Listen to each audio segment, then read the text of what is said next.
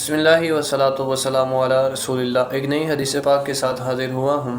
جو شخص یہ چاہتا ہے کہ اس کے لیے دنیا و آخرت میں آسانیاں پیدا کی جائیں، یہ حدیث پاک اس کے لیے ہے۔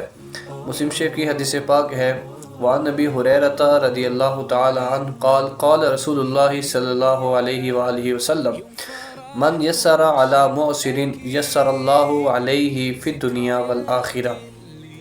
صحیح مسلم کی حدیث پاک ہے، حضرت ابو ہریرہ رضی اللہ تعالی عنہ آپ اس حدیث پاک کے راوی ہیں کہ حضور علیہ السلام نے ارشاد فرمایا کہ جو شخص کسی دوسرے کے لیے آسانی پیدا کرتا ہے، اللہ تبارک و تعالی اس کے لیے دنیا و آخرت میں آسانیاں پیدا فرمائے گا۔ اب اس حدیث پاک سے ہمیں یہ پتہ چلتا ہے کہ ہمیں ہمیشہ دوسروں کے لیے آسانیاں پیدا کرنی چاہیے۔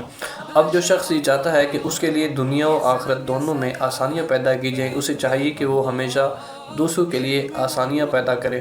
اسے چاہیے کہ وہ ہمیشہ دوسروں کے ساتھ حسن سلوک سے پیش آئے، ان کے لیے نیکیوں کے کام کرے، ان کے لیے ہر کام میں ان کی مدد کرے، ان کے لیے راستے ہموار کرے، ان کے تمام مسائل کا حل نکالے۔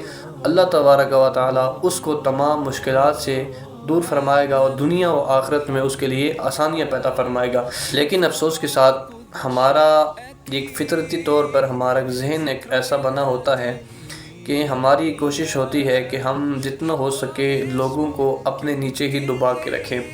ہم میں سے ہر کسی کی یہی کوشش ہوتی ہے کہ ہم سے اوپر کوئی نہ چلا جائے اور ہم سے بلند مقام پہ، یعنی ہم سے اوپر کسی اعلیٰ مقام پہ کوئی نہ چلا جائے۔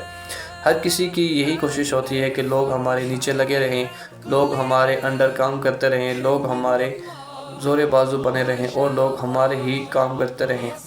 لیکن انہیں یہ نہیں پتہ کہ اگر ہم لوگوں کی ہیلپ کریں گے، لوگوں کے ساتھ حسن سلوک سے پیش آئیں گے، ان کے لیے راستے ہموار کریں گے، ان کے لیے آسانی کے اسباب پیدا کریں گے، ان کے لیے مشکلات دور کریں گے، ان کے مسائل حل کریں گے، تو اللہ تبارک و تعالی خود بخود ہی ہمارے تمام مسائل جو ہیں، ہمارے تمام مشکلات کو حل فرمائے گا اور دنیا و آخرت میں ہمارے لیے آسانیاں پیدا فرمائے گا۔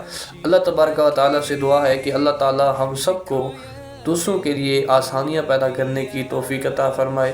ملتے ہیں نیکسٹ ویڈیو میں ایک نئی حدیث پاک کے ساتھ۔ جزاکم اللہ خیرہ۔